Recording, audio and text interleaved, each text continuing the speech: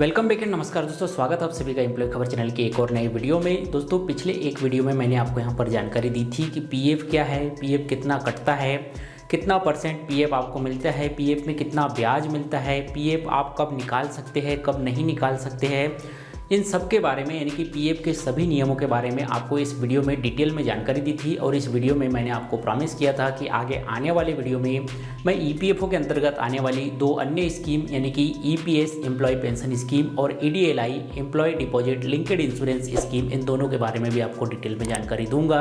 तो दोस्तों आज के इस वीडियो में हम यहाँ पर बात करेंगे ईपीएस 95 एम्प्लॉय पेंशन स्कीम के बारे में। इस स्कीम के बारे में जो कुछ प्रमुख टॉपिक आज के इस वीडियो में हम कवर करने वाले हैं वो है कि ईपीएस यानी कि एम्प्लॉय पेंशन स्कीम क्या है, ईपीएस 95 स्कीम के जो चेंजेस यानी कि जो रूल यहाँ पर जो है बदले गए 1995 के बाद से लेकर अब तक कब कब कौन से नियम बदले गए और उन नियमों का क्या इम्पैक्ट यहाँ पर कर्मचारियों पर, पेंशन धारकों के ऊपर पड़ा, इसके बारे में बात करेंगे। साथ ही ईपीएस 95 पेंशन का कैलकुलेशन करके देखेंगे कि जो वर्तमान में पीएफ खाताधारक है, जो इनका कंट्रीब्यूशन भी वर्तमान में ईपीएफओ में हो रहा है, वो यदि रिटायरमेंट लेते हैं तो रिटायरमेंट के बाद उनकी पेंशन कितनी बनेगी, ये पूरा कैलकुलेशन करके देखेंगे। ये कैलकुलेशन भी यहाँ पर तीन अलग अलग तरह के कर्मचारियों के लिए अलग अलग होता है, तो इन तीनों को देखेंगे। 1995 से पहले सर्विस वालों के लिए, 1995 से 2001 के बीच की सर्विस वालों के लिए, 2001 से 2014 की सर्विस वालों के लिए और 2014 के बाद की सर्विस वालों के लिए, क्योंकि यहाँ पर जो है नियमों में बदलाव हुए हैं। तो किस तरह से ये पूरा पेंशन का कैलकुलेशन होगा और फाइनली आपकी पेंशन कितनी बनेगी, ये आप कैसे पता कर पाएंगे, ये भी जानकारी आज के इस वीडियो में मैं आपको यहाँ पर दूंगा। साथ ही ईपीएस 95 पेंशन स्कीम के बेनिफिट क्या है, इसके फ़ायदे क्या है, ये स्कीम कहाँ तक जो है सक्सेस है, कहाँ तक कर्मचारियों को क्या क्या बेनिफिट प्रोवाइड करती है, इसके बारे में बात करेंगे। साथ ही यहाँ पर इस स्कीम को लेकर वर्तमान में सुप्रीम कोर्ट में यहाँ पर जो है केसेस चल रहे हैं। जो पेंशनर्स है लगभग 67 लाख पेंशनर्स अभी जो है वर्तमान में ईपीएस 95 स्कीम के अंतर्गत आते हैं और तकरीबन 6 करोड़ साढ़े 6 करोड़ पीएफ खाताधारक यहाँ पर है, जो कि कल को यहाँ पर भविष्य में ईपीएस 95 पेंशन धारक बनेंगे। तो इन सभी के लिए यहाँ पर जो है सुप्रीम कोर्ट में केसेस चल रहे हैं और जो वर्तमान में पेंशनर्स है इनकी यहाँ पर कुछ डिमांड्स है पेंशन की वृद्धि को लेकर। तो ये डिमांड्स क्या है, सुप्रीम कोर्ट का जो जजमेंट आया है वो जजमेंट क्या है, इन सभी के बारे में बात करेंगे। यानी कि कुल मिलाकर आज के इस वीडियो में ईपीएस 95 पेंशन के बारे में 1995 से लेकर आज तक वर्तमान स्थिति तक की सारी चीज़ें यहाँ पर मैं आपको उदाहरण के साथ, कैलकुलेशन के साथ और आपकी पेंशन कितनी बनेगी, इन सब के बारे में जो है बात करने वाले हैं। वीडियो थोड़ा लंबा जरूर होगा लेकिन आज के इस वीडियो में आपको जो है इन्फॉर्मेशन बहुत ज़्यादा यहाँ पर मिलने वाली है। तो चलिए दोस्तों आज के इस वीडियो को यहाँ पर शुरू करते हैं। वीडियो को शुरू करने से पहले आपसे यही रिक्वेस्ट करना चाहूँगा कि अभी तक आपने हमारा ये वीडियो नहीं देखा है तो इसे देख लीजिए। आप एक पीएफ खाताधारक है तो आपके लिए बहुत ही इंपॉर्टेंट वीडियो, बहुत ज़्यादा इन्फॉर्मेशन जो है इसमें दी गई है। साथ ही आप एक कर्मचारी है, पीएफ पेंशन सरकारी योजनाओं से जुड़े हुए नए लेटेस्ट अपडेट जानना चाहते हैं तो हमारे चैनल एम्प्लॉय खबर को नीचे रेड बटन पर क्लिक करके सब्सक्राइब कर लीजिए ताकि इसी तरह के नए लेटेस्ट फ्रेश अपडेट वीडियो आपको जो है समय समय पर मिलते रहे। तो चलिए दोस्तों आज के इस वीडियो को शुरू करते हैं। आप देख रहे हैं कर्मचारियों और सरकारी योजनाओं से जुड़ी खबरों का आपका अपना चैनल एम्प्लॉय खबर। दोस्तों सबसे पहले बात करते हैं ईपीएस 95 स्कीम आखिर क्या है। ईपीएस 95 स्कीम इसे इसलिए कहा जाता है क्योंकि ये स्कीम 16 नवंबर 1995 को यहाँ पर जो है लागू की गई थी, 16 नवंबर 1995 को लागू की गई थी। इसे एम्प्लॉय पेंशन स्कीम, कर्मचारी pension scheme, EPF pension scheme, EPS 95 scheme, EPS 1995 scheme, इस तरह के कई नामों से यहाँ पर जाना जाता है। ये स्कीम ईपीएफओ कर्मचारी भविष्य निधि संगठन के द्वारा संचालित की जाती है और ये स्कीम का लाभ उन कर्मचारियों को मिलता है जो कि किसी प्राइवेट संस्थान में संगठित क्षेत्र में यहाँ पर कार्यरत है और ईपीएफओ में अपना पैसा यहाँ पर जो है कटवाते हैं। अब जब यहाँ पर कोई भी कर्मचारी किसी भी कंपनी, किसी भी ऑर्गेनाइजेशन, किसी भी संस्था में यहाँ पर कार्य करने जाता है तो उसका ईपीएफओ यानी कि एम्प्लॉय प्रोविडेंट फंड ऑर्गेनाइजेशन में यहाँ पर ऑटोमेटिक एक अकाउंट बना दिया जाता है और ये अकाउंट बनने के साथ ही यहाँ पर ईपीएस यानी कि एम्प्लॉय पेंशन स्कीम का भी अकाउंट उस कर्मचारी का ऑटोमेटिक यहाँ पर ओपन हो जाता है। जब यहाँ पर कर्मचारी अपनी नौकरी स्टार्ट करता है तो उसकी जो भी वेतन होती है उस वेतन का 12% जो कि 15,000 रुपये से कम हो, क्योंकि 15,000 रुपये की सीलिंग यहाँ पर जो है गवर्नमेंट की ओर से लगी हुई है। यानी कि आपकी वेतन यहाँ पर 20,000, 25,000, 50,000 कितनी भी हो, आपकी वेतन यदि 15,000 रुपये से कम है तो आप यहाँ पर ईपीएफओ में कंट्रीब्यूशन कर सकते हैं। 15,000 के ऊपर यदि आपकी वेतन है तो भी आप ईपीएफओ में कंट्रीब्यूशन कर सकते हैं, लेकिन आपका कंट्रीब्यूशन का आधार यानी कि आपकी वेतन ईपीएफओ की नज़र में यहाँ पर जो है 15,000 रुपये ही होगी और इसी के आधार पर आपका 12% पैसा यहाँ पर कटता है। जितना 12% आपकी वेतन से कटा जाता है उतना ही 12% पैसा आपके एम्प्लॉयर के द्वारा आपकी उस कंपनी के द्वारा भी यहाँ पर जो है जमा किया जाता है, यानी कि टोटल मिलाकर आपका 24% पैसा यहाँ पर ईपीएफओ में जमा होता है।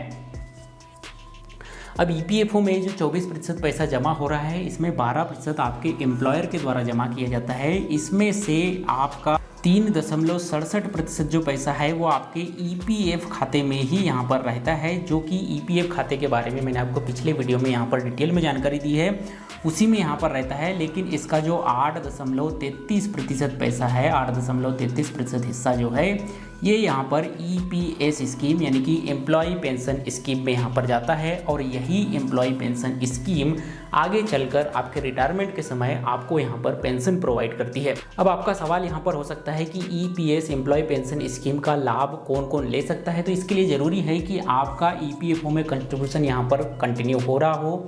ये कंट्रीब्यूशन आपका कम से कम यहाँ पर 10 सालों तक होना चाहिए। 10 साल तक यदि आपका ईपीएफओ में कंट्रीब्यूशन हो रहा है तो ही आप ईपीएस पेंशन स्कीम का लाभ ले सकते हैं। 10 साल से कम का यदि कंट्रीब्यूशन है, आपने नौकरी छोड़ दी है, तो आप इस पैसे को विड्रॉल कर सकते हैं, निकाल सकते हैं, लेकिन पेंशन स्कीम का लाभ यहाँ पर नहीं ले सकते। ये जो 10 साल की सर्विस है ये आपकी टुकड़ों में भी यहाँ पर हो सकती है। किसी कंपनी में आपने 3 साल काम किया हो, किसी कंपनी में 4 साल काम किया हो, किसी और कंपनी में 3 साल काम किया हो, इस तरह से भी आप 10 साल की सर्विस यहाँ पर पूरी करके, यानी कि कुल मिलाकर आपका ईपीएफओ में कंट्रीब्यूशन 10 साल का होना चाहिए, तभी आप ईपीएस एम्प्लॉय पेंशन स्कीम का लाभ यहाँ पर ले सकते हैं। अब ये लाभ आपको यहाँ पर कैसे मिलता है, तो ये लाभ आपको तब मिलता है जब आपकी उम्र यहाँ पर 58 साल की हो चुकी है और आप यहाँ पर रिटायरमेंट होने जा रहे हैं। रिटायरमेंट के बाद आपका जितना भी पैसा यहाँ पर आपके ईपीएस पेंशन स्कीम के खाते में जमा हुआ है, इसका पूरा एक कैलकुलेशन किया जाता है कि आपने कितने साल सर्विस की है, कितना पैसा आपके इस ईपीएस खाते में अभी तक जमा हुआ है, और इस कैलकुलेशन के आधार पर आपको जो है एक निर्धारित पेंशन यहाँ पर दी जाती है जो कि प्रति महीने आपको यहाँ पर मिलती है। इसका कैलकुलेशन करके भी हम आगे देखेंगे कि आप यदि एक पीएफ खाता धारक है तो आप आज ही कैसे पता कर सकते हैं कि कल को जब आप रिटायरमेंट होंगे तो आपको कितनी पेंशन यहाँ पर मिलेगी। सो दोस्तों, ये आप कंप्लीट यहाँ पर समझ चुके होंगे कि ईपीएस पेंशन स्कीम क्या है और ईपीएफओ में किस तरह से कंट्रीब्यूशन होकर आपका ईपीएस पेंशन स्कीम में यहाँ पर पैसे जमा होता है। दोस्तों, अब बात करते हैं ईपीएस 95 पेंशन स्कीम के चेंजेस के बारे में, यानी कि ईपीएस 95 पेंशन स्कीम में कब क्या क्या संशोधन किए गए, कब क्या क्या नए नियम लाए गए, ताकि जब हम यहाँ पर पेंशन का कैलकुलेशन करें तो आपको ये क्लियर रहे कि आपकी सर्विस किस क्राइटेरिया के अंतर्गत कितने सालों की थी और वहाँ पर जो है आपको क्या नियम यहाँ पर लागू होंगे। सबसे पहले बात करते हैं 1971 की। तो 1971 और 1971 के पहले और बाद में यहाँ पर एक स्कीम यानी कि एम्प्लॉय फैमिली स्कीम यहाँ पर चलती थी, जिसे कि यहाँ पर शामिल करके ईपीएस 1995 में यहाँ पर जो है शामिल कर लिया गया। हालांकि ये फैमिली पेंशन स्कीम अभी भी यहाँ पर चलती है, लेकिन ये ईपीएफओ कर्मचारी भविष्य निधि संगठन के अंतर्गत आने वाले कर्मचारियों पर अभी लागू नहीं होती है। ये कुछ सरकारी विभागों, सैन्य कर्मचारियों के लिए अभी भी यहाँ पर चालू है, लेकिन आपका ईपीएफओ में खाता है तो आपको फैमिली पेंशन स्कीम का लाभ यहाँ पर नहीं मिलता है। और 1995 के पहले जो भी कर्मचारियों ने यहाँ पर नौकरी की है वो, जो कि यहाँ पर उन्हें पहले फैमिली पेंशन स्कीम का लाभ यहाँ पर मिलता था, अब उन्हें यहाँ पर फैमिली पेंशन स्कीम की जगह ईपीएस यानी कि एम्प्लॉय पेंशन स्कीम का लाभ यहाँ पर मिलने लगा है, जो कि 16 नवंबर 1995 से यहाँ पर जो है लागू हुई है। अब जब ये स्कीम यहाँ पर 16 नवंबर 1995 को लागू की गई, तब यहाँ पर फैमिली पेंशन स्कीम के अंतर्गत जितने भी कर्मचारी थे ईपीएफओ के अंतर्गत, उनको जो है यहाँ पर ईपीएस 95 में शामिल कर लिया गया और इनके लिए एक क्राइटेरिया डिसाइड कर दिया गया है कि यदि आपकी 9 साल की सर्विस है तो आपको कैलकुलेशन के हिसाब से इतनी पेंशन दे दी जाएगी, 8 साल की सर्विस है तो आपको इतनी पेंशन दे दी जाएगी, 15 साल की सर्विस है तो आपको इतनी पेंशन दे दी जाएगी। ये क्राइटेरिया मैं अभी आपको जो है कैलकुलेशन वाले चैप्टर में यहाँ पर जो है बताऊंगा। अब 16 नवंबर 1995 को जब ये स्कीम आई, उस समय यहाँ पर इसकी सीलिंग लिमिट रखी गई थी 5,000 रुपये, यानी कि जिन भी कर्मचारियों को 5,000 रुपये या उससे कम यहाँ पर जो है उनकी वेतन है, उनको अपने वेतन से यहाँ पर 12% पीएफ में कटवाना होगा। इतना ही 12% उस कंपनी, उस नियोक्ता को कटवाना होगा। और जो अभी यहाँ पर स्कीम चलती है ईपीएफओ में, यानी कि नियोक्ता के तरफ से कटवाए गए 12% पैसे का 3.67% हिस्सा यहाँ पर EPFO में जमा हो जाएगा और 8.33% हिस्सा यहाँ पर EPS एम्प्लॉय पेंशन स्कीम में जमा हो जाएगा। इसी तरह से यहाँ पर 16 नवंबर 1995 से 1 जून 2021 तक यहाँ पर यही चीज़ें चली। में यहाँ पर फिर से इसमें संशोधन किया गया और ये जो सीलिंग लिमिट थी 5,000 रुपये की, इसे बढ़ाकर 6,500 रुपये यहाँ पर कर दिया गया। यानी कि अब यहाँ पर जिस भी कर्मचारी की वेतन 6,500 रुपये या उससे कम है उनको EPFO में अपना अंशदान करना यहाँ पर कंपलसरी हो गया। यहाँ पर भी आपको आपकी वेतन का 12% और जो आपका कंपनी है नियोक्ता है उनको यहाँ पर 12% PF में जमा करना होता था।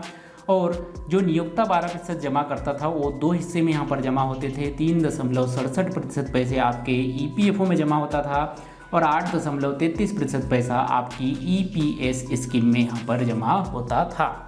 और यहाँ पर जो पेंशन की कैलकुलेशन होता था ये 12 महीनों के औसतन वेतन पर यहाँ पर किया जाता था। जो पेंशन का कैलकुलेशन है जो कि यहाँ पर EPS 95 स्कीम में भी इसी तरह से यहाँ पर किया जाता था। जब यह स्कीम 1995 में लाई गई थी तो 12 महीने के औसतन वेतन पर ही पेंशन का कैलकुलेशन किया जाता था।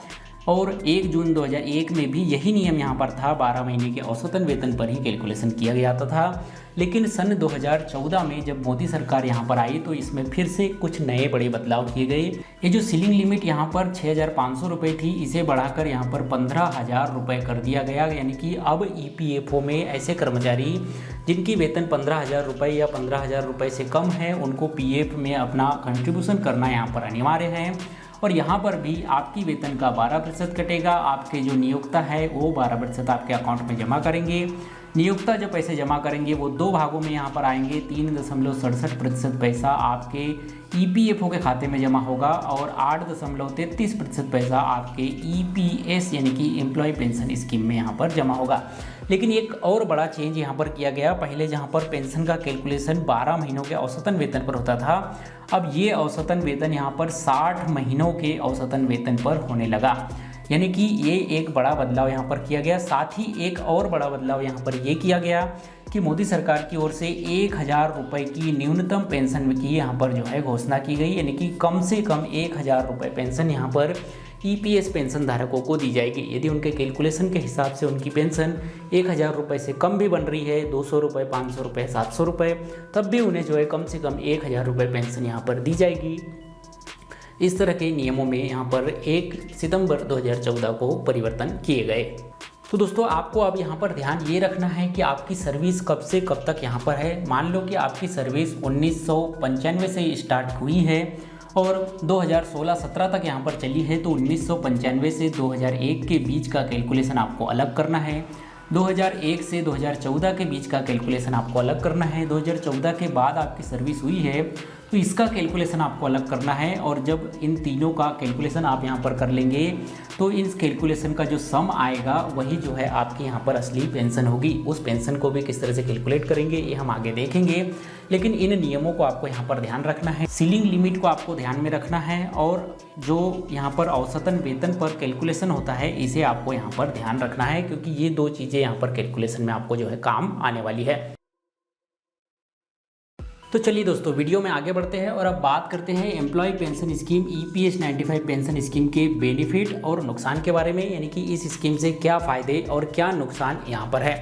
दोस्तों फ़ायदे की बात करें तो यहाँ पर आपको जो है जेब से पैसे नहीं लगाने होते हैं, यानी कि इस स्कीम में जो भी पैसा आपका जमा होता है ये आपकी जेब से कट कर आया, आपकी वेतन से कट के जमा नहीं होता, क्योंकि यहाँ पर जो नियोक्ता जो कंपनी में आप कार्य कर रहे हैं उसके द्वारा जो 12% पैसा जमा किया जाता है उसका 8.33% पैसा आपकी इस स्कीम यानी कि एम्प्लॉय पेंशन स्कीम में जमा होता है। यानी कि कुल मिलाकर यदि देखा जाए तो ये आपकी जेब का पैसा या आपकी वेतन का पैसा नहीं है जो यहाँ पर इस स्कीम में जमा हो रहा है। यानी कि कुल मिलाकर ये जो स्कीम का फ़ायदा आपको मिल रहा है ये आपके नियोक्ता आपकी कंपनी की तरफ से जो 12% पैसे जमा किए जा रहे हैं उसके आधार पर आपको यहाँ पर मिल रहा है। एक निश्चित पेंशन आपको यहाँ पर मिलती है। जब आप यहाँ पर रिटायरमेंट होते हैं, 58 साल की आपकी उम्र हो चुकी है, तो आपने जितना भी यहाँ पर पैसा आपके इस ईपीएस पेंशन स्कीम के खाते में जमा किया है उसका पूरा एक कैलकुलेशन होता है और कैलकुलेशन के आधार पर एक निश्चित पेंशन आपको हर महीने मिलती है। जिस तरह से कर्मचारी के लिए यहाँ पर वेतन की अहमियत होती है, उसी तरह से जब यहाँ पर रिटायरमेंट कोई व्यक्ति हो जाता है तो उसके लिए यहाँ पर पेंशन की वही अहमियत होती है। खर्चा चलाने के लिए, अपनी जो भी रोज़मर्रा की ज़िंदगी है वो जीने के लिए उसे यहाँ पर पैसों की ज़रूरत पड़ती है और पेंशन के द्वारा ये यहाँ पर जो है उसका पूरा खर्चा यहाँ पर जो है चलता है। बुढ़ापे का सहारा है, यहाँ पर आप लोगों ने अक्सर देखा होगा या आज ऐसे बहुत सारे केसेस होते जा रहे हैं जब यहाँ पर किसी के माँ बाप यहाँ पर बूढ़े हो जाते हैं या कोई भी व्यक्ति जब यहाँ पर कार्य करने लायक नहीं होता तो कंपनी भी उसे निकाल देती है अपनी कंपनी से। कोई उसे काम देता नहीं है क्योंकि व्यक्ति से काम होता नहीं है और घर के बच्चे भी उन्हें जो है यहाँ पर बेसहारा कर देते हैं। ऐसे में यदि किसी कर्मचारी की, किसी पेंशन धारक की पेंशन अच्छी है तो वह घर बैठे पेंशन के सहारे अपना जीवन व्यतीत कर सकता है। दोस्तों, ईपीएस पेंशन स्कीम के नियमानुसार जब आपकी उम्र 58 साल की होती है तब आप यहाँ पर रिटायरमेंट लेते हैं और रिटायरमेंट के बाद आपको यहाँ पर पेंशन मिलती है। लेकिन आपके सामने कुछ स्थितियाँ ऐसी है और आप चाह रहे हैं कि आपको 58 साल के पहले भी यहाँ पर पेंशन मिले तो 50 वर्ष की उम्र के बाद भी आप यहाँ पर जो है पेंशन ले सकते हैं। लेकिन इसमें जो है आपको थोड़ा नुकसान झेलना पड़ेगा। जो पेंशन आपको यहाँ पर 58 वर्ष की उम्र में मिलने वाली थी उससे जो है कम पेंशन यहाँ पर जो है कैलकुलेशन होकर आपको यहाँ पर मिलती है। लेकिन आपकी ज़रूरत पूरी यहाँ पर ज़रूर हो सकती है। आपको यहाँ पर पेंशन की ज़रूरत है तो आप 50 वर्ष की उम्र के बाद भी अपनी पेंशन यहाँ पर जो है स्टार्ट करवा सकते हैं। इसका अगला बेनिफिट है कि यदि यहाँ पर पेंशन धारक की मृत्यु हो जाती है तो पेंशन धारक के नॉमिनी, उसके 2 बच्चे और 2 बच्चों की उम्र यदि 25 साल से ज़्यादा है, ऐसी स्थिति में तीसरे बच्चे तक को यहाँ पर इस पेंशन का लाभ मिलता है। इसका एक अगला बेनिफिट यहाँ पर है 2 साल का बोनस आपको यहाँ पर मिलता है। यदि आपने 20 साल से ज़्यादा की सर्विस की है, 20 साल से ज़्यादा ईपीएफओ यानी कि एम्प्लॉय प्रोवाइडेड फंड ऑर्गेनाइजेशन में अपना कंट्रीब्यूशन किया है तो ऐसे में आपकी सर्विस 20 साल की जगह 22 साल की यहाँ पर गिनी जाती है, यानी कि आपको 2 साल का बोनस यहाँ पर जो है दिया जाता है। चलिए दोस्तों, बात करते हैं यहाँ पर एम्प्लॉय पेंशन स्कीम ईपीएस 95 के कुछ नुकसान की जो मुझे यहाँ पर नज़र आते हैं। सबसे पहला कि यहाँ पर जो है इस पैसे पर आपको ब्याज नहीं मिलता है, यानी कि आपका ईपीएस एम्प्लॉय पेंशन स्कीम के खाते में जो 8.33% पैसा है इस पर सरकार की ओर से, गवर्नमेंट की ओर से कोई ब्याज नहीं मिलता है। चाहे आप यह पैसा 20 साल, 22 साल, 35 साल तक जो है इस स्कीम में जमा रखो, लेकिन इस पर आपको कोई भी ब्याज नहीं मिलता है। दूसरा जो नुकसान है वो मुझे यहाँ पर लगता है कि 10 साल से कम की यदि आपकी सर्विस है तो आपको पेंशन यहाँ पर नहीं मिलने वाली है। अब कोई कर्मचारी 9 साल में यहाँ पर जो है नौकरी छोड़ दे रहा है, आगे नौकरी नहीं कर रहा, खुद का बिजनेस वगैरह कुछ भी स्टार्ट कर लिया, या हो सकता है कि वो अब नौकरी करना ही नहीं चाहता, तो ऐसी स्थिति में उसे पेंशन का लाभ नहीं मिलता है। 10 साल से ज़्यादा का पीएफ में कंट्रीब्यूशन है तभी जो है वो इस स्कीम का लाभ यहाँ पर ले सकता है। 10 साल से कम का कंट्रीब्यूशन है, ऐसी स्थिति में वो ईपीएस पेंशन स्कीम का लाभ नहीं ले सकता। इस पैसे को चाहे तो कर्मचारी निकाल सकता है, विड्रॉल कर सकता है, लेकिन अगेन यहाँ पर समस्या यही आती है कि इस पैसे पर ब्याज नहीं मिलता है। तो जो 10 साल से उसने पैसे जमा किए हैं इस स्कीम में वो बिना ब्याज का उसे मिलता है, तो यहाँ पर जो है काफ़ी ज़्यादा नुकसान कर्मचारी को उठाना पड़ता है। अगला जो नुकसान यहाँ पर इस स्कीम में ये है कि डीए की सुविधा नहीं है, यानी कि महंगाई भत्ता इस स्कीम में नहीं मिलता है। गवर्नमेंट की और भी कई सारी स्कीम हैं जिनमें गवर्नमेंट की ओर से महंगाई भत्ता यहाँ पर दिया जाता है। महंगाई दर जैसी जैसी बढ़ती है उसके ऊपर महंगाई भत्ता अलग से दिया जाता है, लेकिन इस स्कीम में महंगाई भत्ता नहीं दिया जाता। अन्य कुछ सुविधाएं जो यहाँ पर नहीं मिलती है जिसकी डिमांड यहाँ पर वर्तमान में जो 65 लाख ईपीएस 95 पेंशन धारक है वो कर रहे हैं कि उन्हें महंगाई भत्ता दिया जाए, मेडिकल सुविधा दी जाए। गवर्नमेंट की ओर से जो न्यूनतम पेंशन 1000 रुपये का घोषणा यहाँ पर की गई है उन्हें 1000 नहीं बल्कि 7500 की जाए, और यहाँ पर 1000 रुपये में किसी परिवार का गुजारा नहीं होता, इसलिए 7500 की डिमांड यहाँ पर जो है कुछ पेंशन संगठन, श्रमिक संगठन और ईपीएस 95 पेंशन धारकों के द्वारा यहाँ पर की जा रही है। तो इस तरह के कुछ नुकसान भी यहाँ पर इस स्कीम के अंतर्गत है, लेकिन कुछ फायदे भी यहाँ पर जो है इस स्कीम के अंतर्गत है। तो दोस्तों, हमने यहाँ पर ईपीएस 95 पेंशन स्कीम क्या है, इसके जो रूल चेंज हुए वो देख ली है, बेनिफिट और इसके नुकसान देख ली है। अब यहाँ पर देखते हैं हम ईपीएस 95 पेंशन का कैलकुलेशन, यानी कि आप एक पीएफ खाता धारक है, ईपीएस 95 पेंशन धारक है, तो आप कैसे पता करेंगे पहले ही कि आपकी पेंशन कितनी बनकर यहाँ पर आने वाली है, किस तरह से आप अपनी ईपीएस 95 पेंशन स्कीम का कैलकुलेशन करेंगे, उसके बारे में यहाँ पर जानकारी लेते हैं। दोस्तों, अब बात करते हैं ईपीएस 95 पेंशन के कैलकुलेशन के बारे में।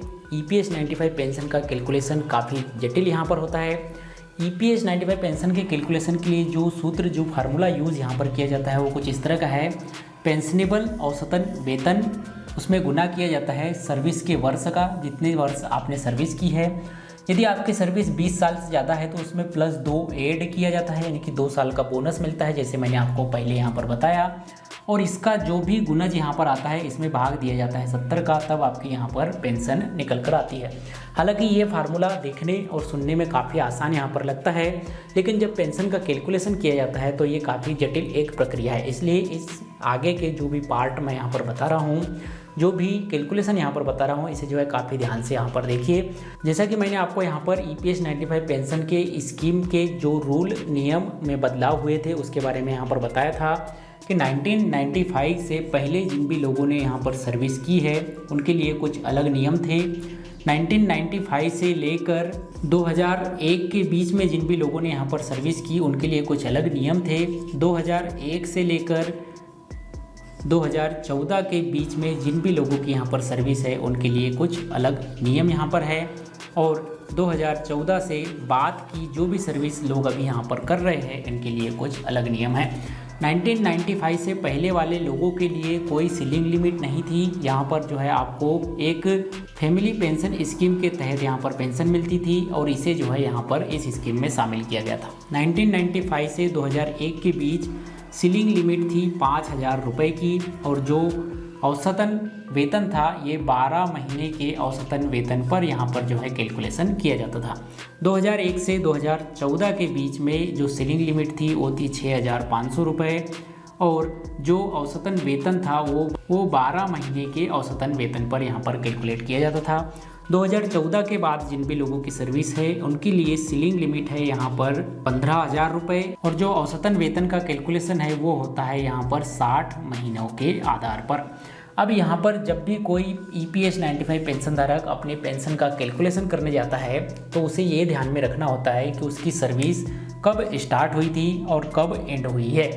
अब उसके बीच में जब भी उसकी सर्विस स्टार्ट हुई थी, जब भी सर्विस एंड हुई थी, उसके बीच में उनके कौन से क्राइटेरिया यहाँ पर आ रहे हैं, उन अलग अलग क्राइटेरियो का इसी सूत्र के आधार पर, इसी फार्मूला के आधार पर अलग अलग कैलकुलेशन करना है। और इन अलग अलग कैलकुलेशन करने के बाद जो परिणाम आते हैं इन सबको जोड़ने के बाद जो रिजल्ट आएगा वही आपकी जो है ओरिजिनल पेंशन यहाँ पर होती है।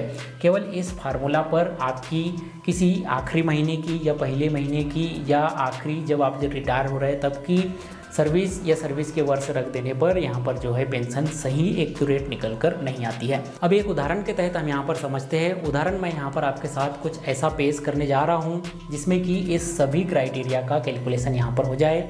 अब आप अपने हिसाब से आपकी जो सर्विस हुई है उस क्राइटेरिया का कैलकुलेशन आप अपने हिसाब से यहाँ पर करेंगे।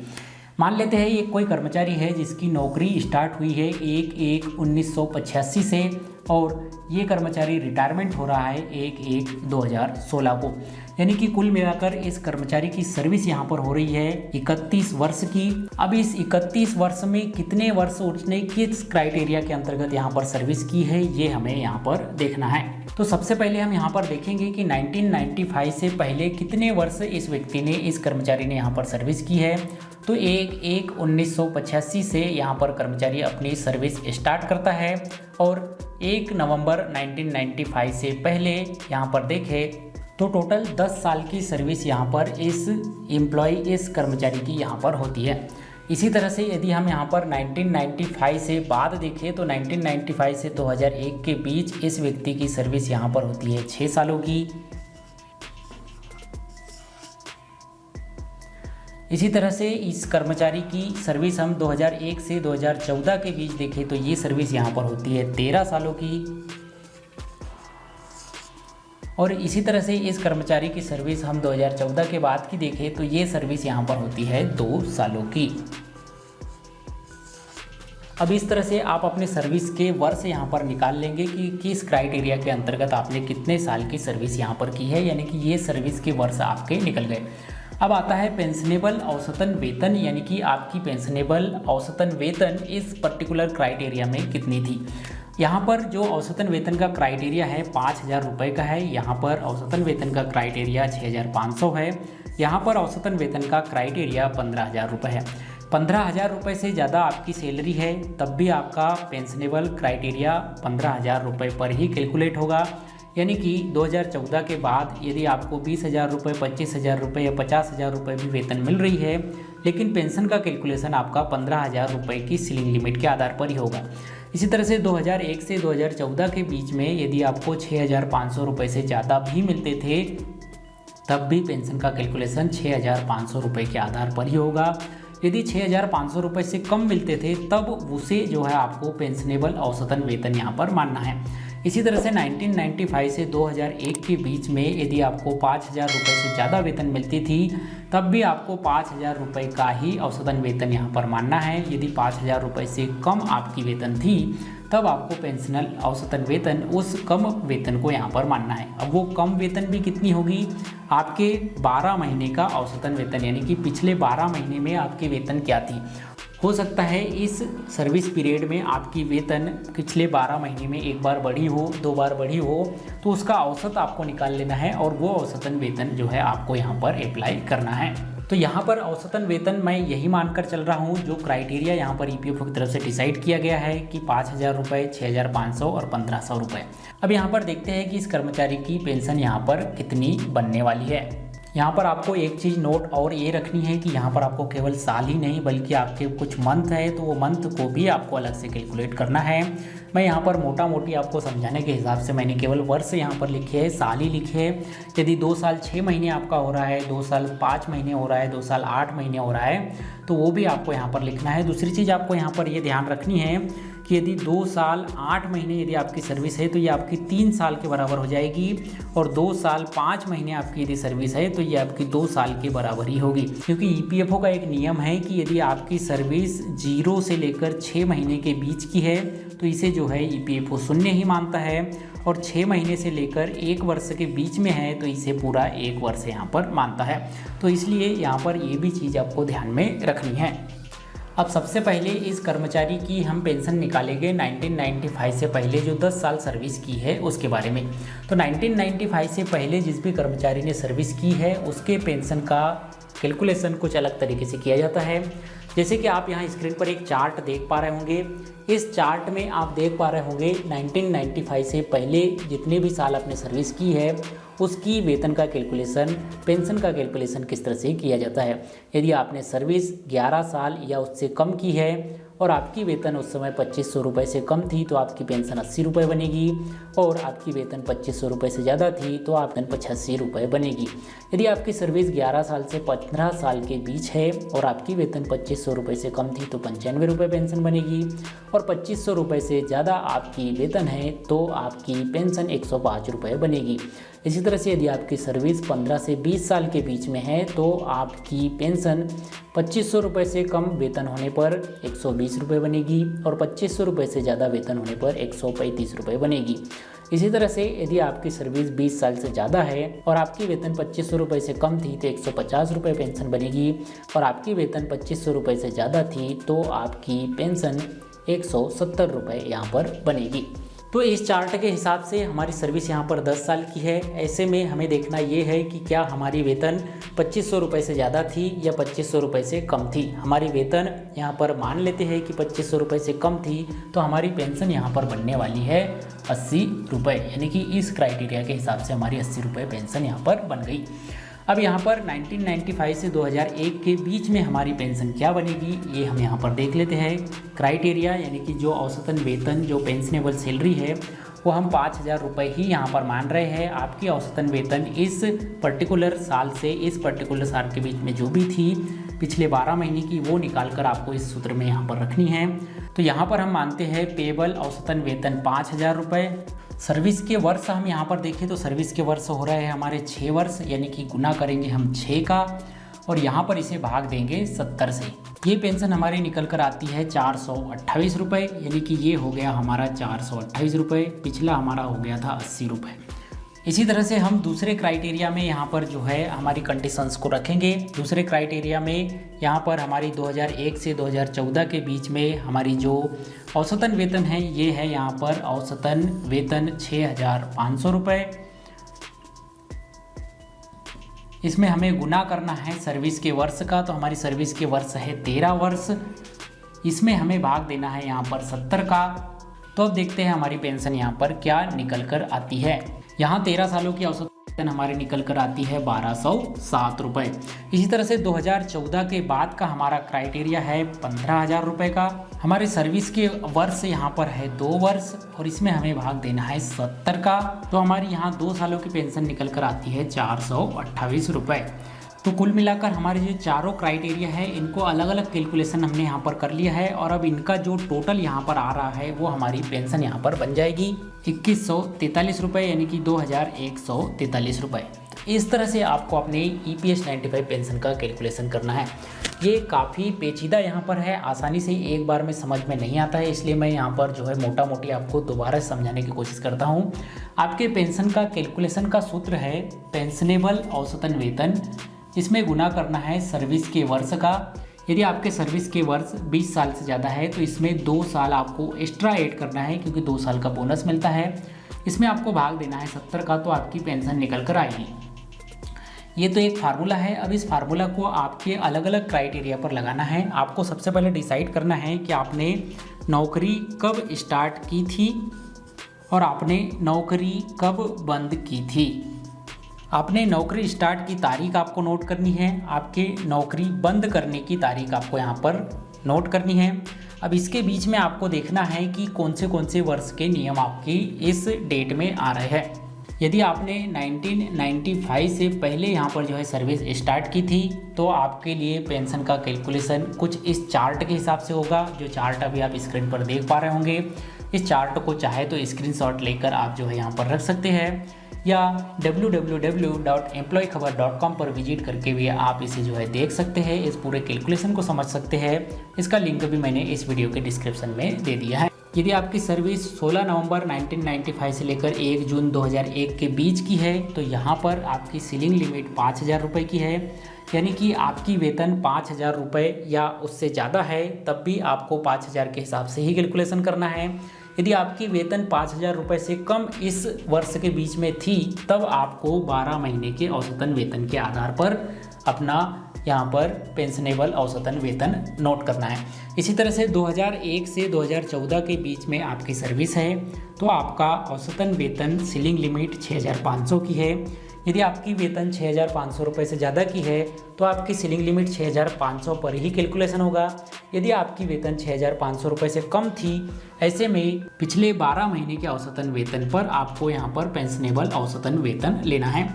इसी तरह से 2014 के बाद आपकी जितनी भी सर्विस हुई है इसमें आपको जो सीलिंग लिमिट है वो 15,000 रुपये है और पिछले 60 महीने के औसतन वेतन के आधार पर आपको यहाँ पर आपका औसतन वेतन लेना है। इस तरह से आप यहाँ पर अपने सर्विस के वर्ष निकाल लेंगे कि किस क्राइटेरिया के अंतर्गत आपने कितने साल की सर्विस यहाँ पर की है। आपके पास पेंशनेबल औसतन वेतन यहाँ पर आ जाएगा, आपके पास सर्विस के वर्ष यहाँ पर आ जाएंगे और इसमें आपको भाग देना है 70 का, यानी कि आपका जो औसतन वेतन है उसमें आपने जितने भी साल सर्विस की है उसमें आपका 70 का भाग देना है, तो आपकी पेंशन यहाँ पर निकल कर आ जाएगी।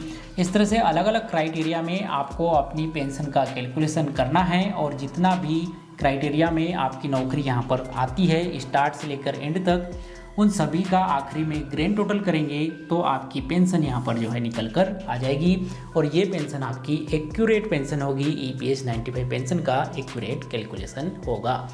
दोस्तों अब बात कर लेते हैं EPS 95 पेंशन धारकों की जो वर्तमान में डिमांड है और सुप्रीम कोर्ट की तरफ से जो ऑर्डर आया है, जो फैसला आया है उसके बारे में। हालांकि सुप्रीम कोर्ट की ओर से जो फैसला आया है वो अभी पेंशन धारकों की पेंशन पर लागू नहीं हुआ है, क्योंकि इसके ऊपर EPFO कर्मचारी भविष्य निधि संगठन की ओर से एक रिव्यू पिटीशन दायर किया गया है जिसमें अभी सुनवाई यहाँ पर जारी है। यानी कि कुल मिलाकर इसे हम कह सकते हैं कि फाइनल डिसीजन अभी नहीं आया है, लेकिन सुप्रीम कोर्ट ने अपना फाइनल डिसीजन दे दिया था। उसके बाद पे EPFO की ओर से इस पर पुनः विचार याचिका दायर किया गया है, इसलिए ये मामला अभी पेंडिंग में है। लेकिन सुप्रीम कोर्ट की ओर से क्या फैसला आया है और यदि वो फैसला यहाँ पर इम्प्लीमेंट होता है, लागू होता है, तो आपकी पेंशन यहाँ पर कितनी बन जाएगी, कितनी बढ़ जाएगी, ये भी मैं आपको यहाँ पर बता देता हूँ। और साथ ही EPS 95 पेंशन धारकों की जो वर्तमान में डिमांड है वो क्या है वो भी हम यहाँ पर देख लेते हैं, क्योंकि कल को यदि आप यहाँ पर रिटायरमेंट लेते हैं, EPS 95 पेंशन धारक बनते हैं, तो क्या आपके ऊपर भी इनका इम्पेक्ट पड़ेगा, ये भी यहाँ पर देखने वाली बात होगी। EPS 95 पेंशन धारकों की 4 प्रमुख डिमांड है। जो न्यूनतम पेंशन अभी यहाँ पर 1000 रुपये दी जा रही है, इसे जो है बढ़ाकर 7500 रुपये यहाँ पर की जाने की डिमांड है। हालांकि EPS 95 पेंशन धारकों की न्यूनतम पेंशन में वृद्धि की मांग कोशेरी कमेटी ने सन 2013 में यहाँ पर की थी। इसके बाद EPFO की ओर से एक और कमेटी बनाई गई थी, उसने भी EPS 95 पेंशन में 2000 रुपये न्यूनतम पेंशन वृद्धि की डिमांड यहाँ पर की है। लेकिन EPS 95 पेंशन धारकों की जो डिमांड है वो है 7500 रुपये न्यूनतम, जो अभी न्यूनतम 1000 रुपये यहाँ पर मिलती है। इसी तरह से EPS 95 पेंशन धारकों की डिमांड है DA, यानी कि उनको महंगाई भत्ता मिले, उनको मेडिकल सुविधा मिले, उनके परिवारों को मेडिकल सुविधा मिले, और साथ ही जिन EPS 95 पेंशन धारकों को इस योजना में शामिल नहीं किया गया है, इस योजना की पात्रता रखते हैं, ऐसे सीनियर सिटीजन, ऐसे EPS 95 पेंशन धारकों को इस योजना में शामिल किया जाए, और नहीं किया जाता है तो उन्हें न्यूनतम 5000 रुपये पेंशन यहाँ पर दी जाए। ये EPS 95 पेंशन धारकों की वर्तमान डिमांड है। अब बात करते हैं सुप्रीम कोर्ट का जो फैसला आया है उसके ऊपर। यदि सुप्रीम कोर्ट की तरफ से जो फैसला आया है वो यहाँ पर लागू होता है, तो उसके हिसाब से जो EPS 95 पेंशन धारक है उसकी पेंशन यहाँ पर जो है वृद्धि हो जाएगी। अभी वर्तमान में EPS 95 पेंशन धारकों की पेंशन का जो कैलकुलेशन होता है वो औसतन 60 महीने की वेतन के आधार पर यहाँ पर होता है। लेकिन सुप्रीम कोर्ट ने जो डिसीजन यहाँ पर दिया है उसमें उन्होंने कहा है कि कर्मचारी जब रिटायरमेंट होता है तो उसकी आखिरी महीने की जो वेतन है, आखिरी महीने की जो सैलरी है, उसके आधार पर EPS 95 पेंशन का कैलकुलेशन यहाँ पर किया जाए। और यदि ऐसा होता है तो EPS 95 पेंशन धारकों की पेंशन में बहुत ज़्यादा वृद्धि यहाँ पर हो जाएगी। और तब यहाँ पर यदि पेंशन के कैलकुलेशन का फार्मूला देखेंगे तो अभी यहाँ पर जैसे औसतन वेतन गिना जाता है, तो यहाँ पर अंतिम वेतन को मान्यता दी जाएगी, और अंतिम वेतन में आपको गुना करना होगा आपके सर्विस के वर्ष का, और इसमें आपको भाग देना होगा 70 का। इसके बाद आपकी जो है पेंशन यहाँ पर निकल कर आएगी। तो अभी जो EPS 95 पेंशन धारकों का कैलकुलेशन होता है वो होता है औसतन वेतन गुणित सर्विस के वर्ष भागित 70। लेकिन यदि सुप्रीम कोर्ट की तरफ से जो डिसीजन आया है वो यदि इम्प्लीमेंट होता है तो ये होगा अंतिम वेतन गुणित सर्विस के वर्ष, और इसमें भाग दिया जाएगा 70 का। औसतन वेतन में अभी 5000 रुपये, 6500 रुपये और 15000 रुपये की सीलिंग लिमिट है। इसके आधार पर अधिकतम पेंशन यहाँ पर 7500 रुपये ही बनती है। ये अधिकतम पेंशन यहाँ पर बनती है यदि कोई कर्मचारी 35 वर्ष तक यहाँ पर नौकरी करता है तब। लेकिन यदि अंतिम वेतन के आधार पर देखें तो यदि किसी कर्मचारी की यहाँ पर यदि 50,000 रुपये भी वेतन है तो उसके सर्विस के वर्ष उसमें जो है यहाँ पर काउंट होंगे, और उसमें जो है यहाँ पर 70 का भाग दिया जाएगा। और इस हिसाब से देखें तो एक 50,000 रुपये वेतन वाला व्यक्ति यदि 35 वर्ष तक यहाँ पर नौकरी करता है तो इसकी पेंशन यहाँ पर जो है 25,000 रुपये तक बन जाएगी। यानी कि जो उसकी रिटायरमेंट के समय अंतिम वेतन होगी लगभग उससे आधी पेंशन यहाँ पर उसे मिलेगी, जो कि अभी यहाँ पर जो है अधिकतम 7500 रुपये मिलती है। कोई व्यक्ति यदि 35 वर्ष तक यहाँ पर नौकरी करता है तो ऐसे में यहाँ पर पेंशन में काफ़ी ज़्यादा इजाफा होने वाला है। और इसीलिए कई श्रमिक संगठन EPS 95 पेंशन धारक अपनी इस पेंशन की डिमांड को, सुप्रीम कोर्ट के तरफ से आए इस डिसीजन को ज़मीनी हकीकत पर और EPS 95 पेंशन धारकों को इसका लाभ मिले, इसके लिए काफ़ी सारी कोशिशें यहाँ पर कर रहे हैं। सो आई होप दोस्तों आज के इस वीडियो में दी गई ये इन्फॉर्मेशन आपको पसंद आई होगी। आज के इस वीडियो में employ pension scheme EPS 1995 EPF pension scheme के बारे में पूरी ऑल ओवर टोटल जानकारी मैंने आपको यहाँ पर दे दी है। मैंने मेरी तरफ से पूरी कोशिश की है कि इस पर्टिकुलर एक वीडियो में आपको सारी जानकारी संजो कर यहाँ पर दे पाऊँ। इसके अलावा भी आपके EPS 95 पेंशन EPF को लेकर कोई सवाल है तो आप जो है नीचे कमेंट कर सकते हैं। और आपने हमारा ये पिछला PF वाला वीडियो नहीं देखा है तो इसे भी आप ज़रूर देखिएगा। और इसी तरह से PF पेंशन कर्मचारी सरकारी योजनाओं से जुड़े नए लेटेस्ट अपडेट की जानकारी के लिए हमारे इस चैनल एम्प्लॉय खबर को सब्सक्राइब कर लीजिएगा। दोस्तों मिलते हैं आपसे नेक्स्ट वीडियो में किसी ऐसी जानकारी के साथ, तब तक के लिए बने रहिएगा एम्प्लॉय खबर चैनल के साथ। जय हिंद, वंदे मातरम।